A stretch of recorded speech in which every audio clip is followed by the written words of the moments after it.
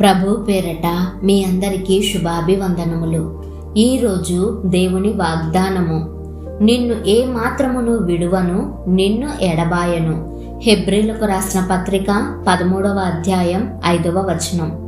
ప్రియ సహోదరి సహోదరుడా, పరిశుద్ధ లేఖనాల్లో ఎన్నోసార్లు దేవుడి మాటలను చెప్పాడు.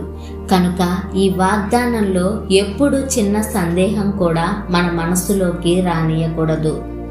దేవుడు తన ప్రజల్లో ఏ ఒక్కరిని ఎట్టి పరిస్థితిలోనూ విడిచిపెట్టడు.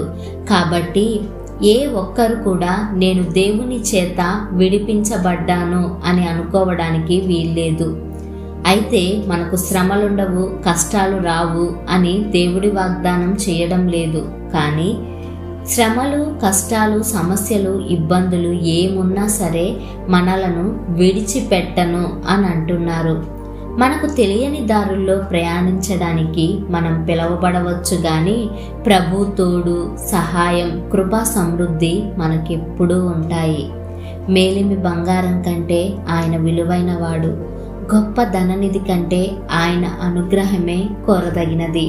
దేవుణ్ణి కలిగి ఉన్నవారు సర్వలోకాన్ని సంపాదించుకున్న వానికంటే సంతృప్తిగా ఉంటారు. నా ప్రాణమా, నిన్నెన్నడూ విడువను, ఏ మాత్రమును ఎడబాయను అని దేవుడు చెబుతుంటే, ఆయనను కూడా నువ్వు ఎన్నడూ విడువక ఉండేటట్లు, ఆయన మార్గాలను ఒక్క క్షణం కూడా ఎడబాయకుండా ఉండేటట్లు కృపను వేడుకుంటూ ఇంకా ఎక్కువగా ప్రార్థనలో గడుపుదాం. ప్రార్థన. మహాపరిశుద్ధుడైన మా ప్రియ పరలోకపు తండ్రి, మీ ప్రశస్తమైన నామాన్ని బట్టి మీకు నిండు వందనాలు. నువ్వు ఎంతగా మమ్ములను ప్రేమిస్తున్నావో, ఎంతగా నీ కృపలో భద్రపరుస్తున్నావో మాకు ఈ వాక్యం ద్వారా తెలియజేసినందుకు వందనాలు. ఎన్ని అననుకూల పరిస్థితులు మాకు ఎదురైనా విడువను అన్న మీ వాగ్దానాన్ని బట్టి మీకు స్తుతులు చెల్లిస్తున్నా.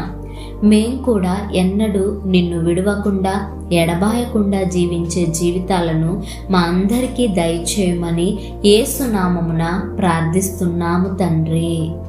ఆమేన్.